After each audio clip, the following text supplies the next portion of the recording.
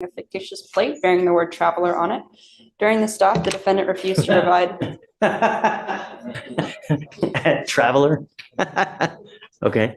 Some court hearings reveal more than just legal arguments. They uncover the tension, fear, and misunderstanding beneath the surface. In this video, we witness a man who distrusts the system face off with a judge trying to balance authority and patience. This isn't just about a license plate. It's a moment of human confrontation with law, fear, and the unknown. Welcome to the video. Let's watch it together. In this case, Judge, she and I have already discussed it on this case, and we just both want you to hear the PC, if we can, Judge. Okay. And then on the bond reinstatement as well, Judge. Right. So officers initiated a traffic stop in Harris County, Texas for a vehicle having a fictitious plate bearing the word traveler on it. During the stop, the defendant refused to provide. Traveler? Okay. During the stop, the defendant refused to provide ID or insurance information, stating, "I do not consent to this." Officer attempted to remove the defendant from the vehicle, and defendant actively resisted by pulling his arm away from deputies until he was detained. Okay. Tell me what. So we looked at, Madam Prosecutor, the interference with duties of public servant, Your Honor. Even if my client is failing to give them that, then it is an arrestable offense. But in this situation, it is, Judge. However, in this particular situation, he didn't interfere with anything in terms of his own arrest. I can, if it was a resisting or something to that effect, I can. They're just trying to get him out of the car. I don't disagree. It's classic sovereign case where got the license plate, think that traveling by right is what I think how they term it. In this situation, Judge, and the reason I'm employing upon the court is, even from what Madam Prosecutor has seen on the video, they're pulling and tugging at his arm, which put my client in some fear. It was more than one officer. It was pretty. But he still has a duty. If they're asking you to come out, they can lawfully do that. And there are videos, and go on YouTube, right? There are hundreds of videos where officers will literally destroy your car to get you out. When you get into a pissing match with a person who has the power of arrest, who's going to win, Mr. Daly? We don't disagree, Your Honor. Right. You know what I mean? That's real life. We don't disagree, Your Honor. I think under the circumstances of what actually happened, it was not Mr. Daly's position to resist or to interfere. That was not. He was concerned for his safety at that point. And actually, I don't know, did you hear that on the video? Right.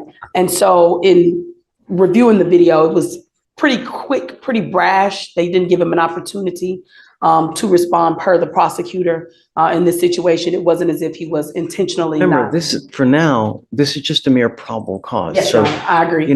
They ask you to come out of the car one time. Yeah, it's really, so, I think that there's enough probable cause to go forward now. The problem is, Mr. Daly, is that we revoke your bond. Your bond is set at 2501, and you've continually failed to appear. So, the case and the way that you've treated us, it shows me that you just refuse to accept authority. How are we supposed to deal with that? How do we deal with that, Timberl?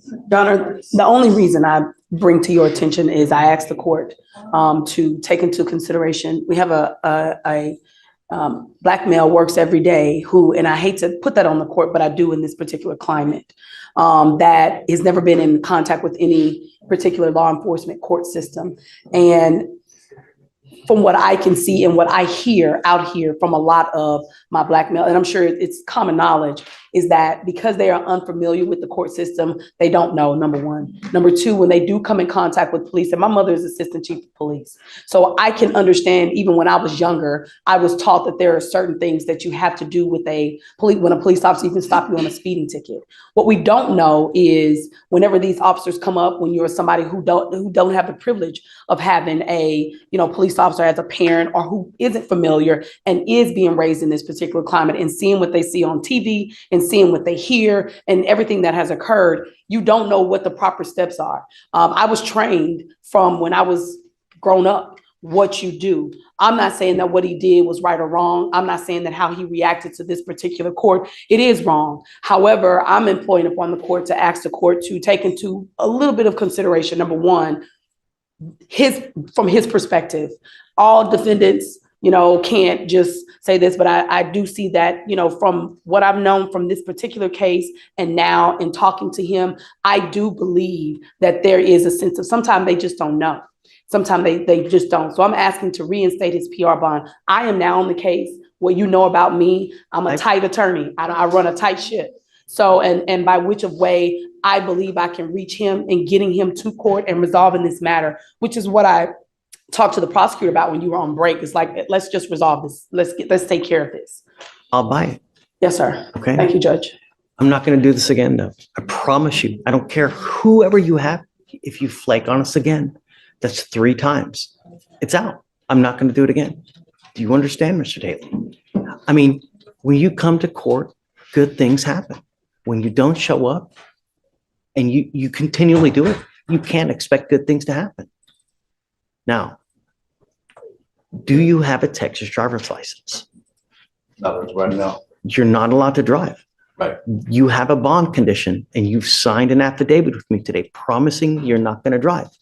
I don't care how you term it. Driving, traveling, however you're going to word it, whatever you do not get into the driver's seat of an automobile, a motorcycle, anything with a combustible engine where you can get on the road unless you have approval from us. Do you understand? I don't care that you have to work. I don't care if you have to go to church. I don't care if you're going to a funeral. I don't care if you're going to wherever it may be. Do not drive. Do you understand? Heed this warning. You're not going to get another one. Okay, Timberlake, I'll reinstate the bond. Thank you, Your Honor. And I'll talk to her. We were going to try to talk to Chief, but it's pretty busy today. I think the case is only 3 months old, Yes, so you've got time. You can do whatever you want. Yes, sir. Thank you, Judge. Because you have a lawyer, I will waive your appearance. You don't have to waste your time coming to court now, but you must stay in touch with her and she'll tell you when you got to come back to court. If she comes back and tells me she can't get a hold of you because you're playing games or you've gone AWOL or whatnot, or you get arrested for something else, all bets off. We good? I'm not asking for much, man. Really. And for future reference, when you get into a pissing match with someone with the power of arrest, you are nearly always going to lose. It's just the way it works. And as a young Black man in today's society, you got to be extra special careful because things can go really wrong really quick. And there's evidence of that over and over and over. What we just witnessed was more than a legal dispute. It was a reminder that fear, misunderstanding, and lack of guidance can quickly turn a routine stop into a courtroom battle. In the end, the judge chose to give the defendant another chance, but not without a clear warning. Next time, there may be no leniency. Thanks for watching. If you found this case as eye-opening as we did, leave a like, subscribe, and turn on notifications for more real courtroom moments like this. Take care, and we'll see you in the next video.